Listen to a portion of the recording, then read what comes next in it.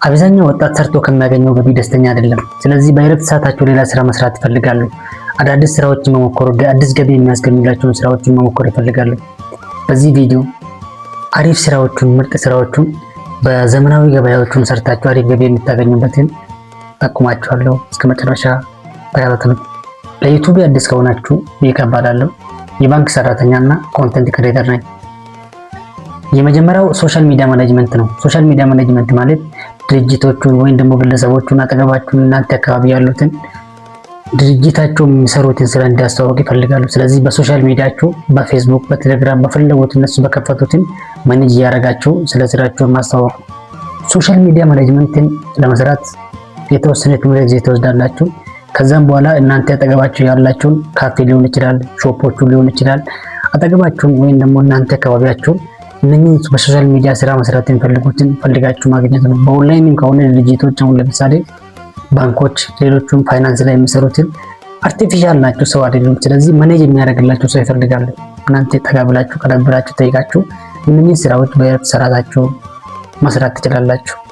ሁለተኛው ዲጂታል ማርኬቲንግ ነው። ዲጂታል ማርኬቲንግ ማለት ደግሞ በዲጂታል ተጠቅማችሁ በኤሌክትሮኒክ መልክ ማርኬቲንግን መስራት ነው። ይህ ማለት ድሮ እንደምናውቀው በቴሌቪዥን ወይም ደግሞ በሬዲዮ ነበር ማስታወቂያ የሚሰራ። አሁን ግን ጊዜው ተለውጧል። ማንም ሰው በስልኩ ስለሚጠቀም ቴሌቪዥን የሚመለከት ሰው የለም። ስለዚህ በስልካችሁ በኤሌክትሮኒክ በኦንላይን አድቨርታይዝ እንዲደረግላቸው ይፈልጋሉ። ስለዚህ እናንተም በእረፍት ሰዓታችሁ ዲጂታል ማርኬቲንግን በመሞከር በቀላሉ ገቢ ማግኘት ትችላላችሁ። ዲጂታል ማርኬቲንግ ብዙ ታይፖች አሉ። አንደኛ አፊሊየት ማርኬቲንግ ይባላል። ይህ ማለት በኮድ ማስታወቂያ መስራት፣ አዶችን መስራት በፌስቡክ፣ በቴሌግራም፣ በኢሞ። ስለዚህ በእረፍት ሰዓታችሁ ዲጂታል ማርኬቲንግን መማር ሞክሩት። ሶስተኛው ግራፊክስ ዲዛይን ነው። ግራፊክስ ዲዛይን እንደምናውቀው በአይዳ ያለውን ወደ ኢሜጅ መቀየር ማለት ነው። ብዙ ድርጅቶች እንደምናውቀው ሎጎ አላቸው፣ ብራንዲንግ አላቸው። እነኚህ ስራዎችን ለማሰራት ግዴታ ግራፊክስ ዲዛይን የሚሰራ ሰው ያስፈልጋቸዋል።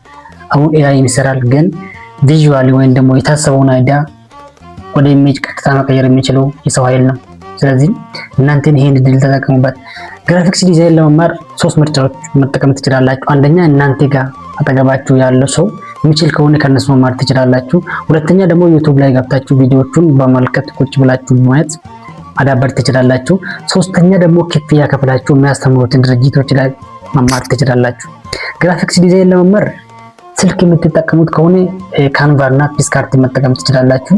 ፒሲ ካላችሁ ግን አዶቤ ፎቶሾፕ፣ አዶቤ ኢሉስትሬተር እና አዶቤ አፍተር ኢፌክትን መጠቀም ትችላላችሁ። በዚህ ከተማራችሁ በኋላ ሎጎ፣ ብራንድ የሚያደርጉት አሉ፣ ቢዝነስ ካርድ የሚያሰሩት አሉ፣ ኢቨንቶች ላይ ፖስት ይደረጋል፣ ሶሻል ሚዲያ ፖስቶች አሉ። እነኚህን ሁሉ በቀላሉ መስራት ትችላላችሁ። ስለዚህ ጊዜ ወስዳችሁ በእረፍት ሰዓታችሁ እነኚህን ከተማራችሁ በቅርብ ጊዜ ውስጥ ገቢ ማግኘት ትችላላችሁ። አራተኛ ቪዲዮ ኤዲቲንግ ነው። አብዛኛው ሰው እረፍት ጊዜውን የሚያሳልፈው ፊልም በማየት ነው። ያን ፊልም ደግሞ ክሬቲቪቲውን ጨምሮበት ኤዲት አድርጎ ፎ አድርጎ ለኛ ያቀረበልን ቪዲዮ ኤዲተር ነው። ቲንክ እናንተም ይሄን ቪዲዮ እያያችሁት ያላችሁ ከዛሬ በኋላ ቪዲዮ ኤዲቲንግ በመማር በቀላሉ ቪዲዮ ኤዲተር መሆን ትችላላችሁ። ቪዲዮ ኤዲቲንግን ለመማር ስልክ የምትጠቀሙት ከሆነ ካፕካት ብቻ መማር በቂ ነው። ፒሲ በተጨማሪ የምትጠቀሙት ከሆነ ግን ፕሪሚየም ፕሮ በጣም ጸዴ ነው። ፎርጎ ጊዜያችሁን ይቆጥብላችኋል። በቀላሉ ቪዲዮ ኤዲት እንድታደርጉ ያግዛችኋል።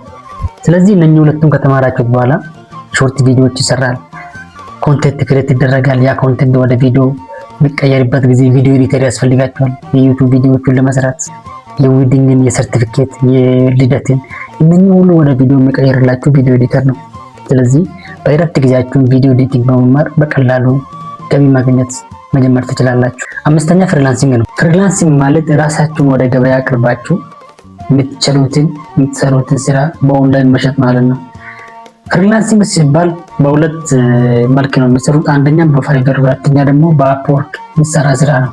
ፍሪላንሲንግ ለመስራት ሁለት ጥያቄዎችን ራሳችሁን ጠይቁት። አንደኛ ምን አይነት ስራ መስራት ትችላላችሁ? የምትሰሩትን ስራ ግልጽ አድርጋችሁ ታወጣላችሁ።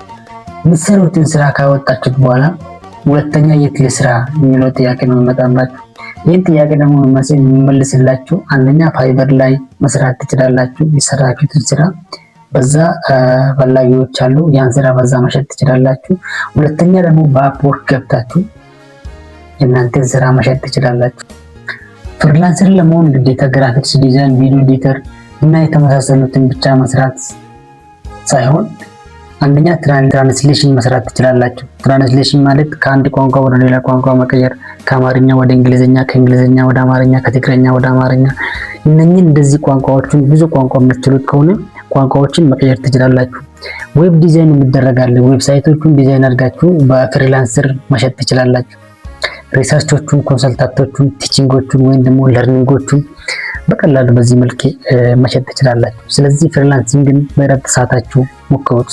ስድስተኛው ኮንተንት ክሬሽን ነው። ኮንተንት ክሬሽን ሰው ያልተረዳና ዛሬ ላይ ገበያ ላይ በጣም ምርጥ ዋጋ የሚያስገኝ ስራ ነው። ኮንተንት ክሬት ማድረግ ማለት በአይዲያ ወይም ደግሞ በሀሳብ ስክሪን የተደረገውን ወደ ፊልም መቀየር ወይም ደግሞ ወደ ቪዲዮ መቀየር ማለት ነው። ስለዚህ እናንተ አይዲያ ስክሪን ማድረግ የምትችሉት ከሆነ የአይዲያ ማምጫት የምትችሉት ከሆነ በቀላሉ ኮንተንት ክሬተር መሆን ትችላላችሁ። ዛሬ ፕሮሞሽን የሚሰራ ከኮንተንት ነው። ቪዲዮ የሚሰራ ከኮንተንት ነው። ይህን ኮንተንት ክሬት ማድረግ የምትችሉት ከሆነ ጥሩ ገቢ ታገኛላችሁ። ስለዚህ ሀሳባችሁን የምትሰሩትን ታስቡትን ከዚህ በኋላ ወደ ኮንተንት ቀይሩት።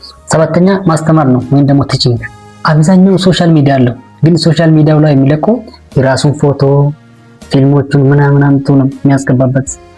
ማስተማር የምትችሉት ከሆነ የማስተማር ችሎታ ካላችሁ በዩቲዩብ፣ በፌስቡክ፣ በኢንስታግራም በሁሉም ሶሻል ሚዲያ ፕላትፎርም ተጠቅማችሁ ማስተማር ትችላላችሁ። ስለዚህ ከዚህ በኋላ ናውሎዳችሁን ወደ ብር ቀይሩት። ወደ ሶሻል ሚዲያ አምጡና ልትችሉትን ችሎታችሁን ወደ ብር ቀይራችሁ ዘና ማለት።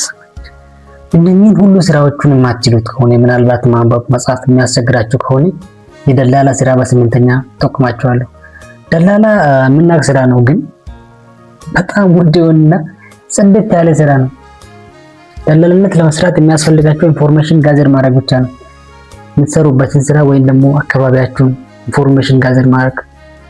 ስለዚህ በእረፍት ሰዓታችሁ ኢንፎርሜሽን ጋዘር አድርጋችሁ ደላላነትን መስራት ትችላላችሁ።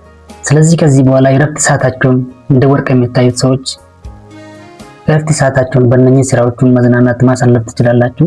ገቢያችሁ ካልተመቻችሁም አሪፍ ገቢ በዚህ ማግኘት ትችላላችሁ። ቪዲዮ ከተመቻችሁ ላይክ ማድረግ እንዳይረሳ፣ ሼር አድርጉ ለጓደኞቻችሁ። እናንተም ሰብስክራይብ አድርጋችሁ ለፉ። ቴንኪው፣ በጣም አመሰግናለሁ። ሀሳብ ካላችሁ ቪዲዮ ላይ ደግሞ እንዲቀየር እንዲሻሻል የፈለጋችሁትን በኮሜንት መልክ አሳውቁኝ። ቴንኪው፣ መልካም ጊዜ።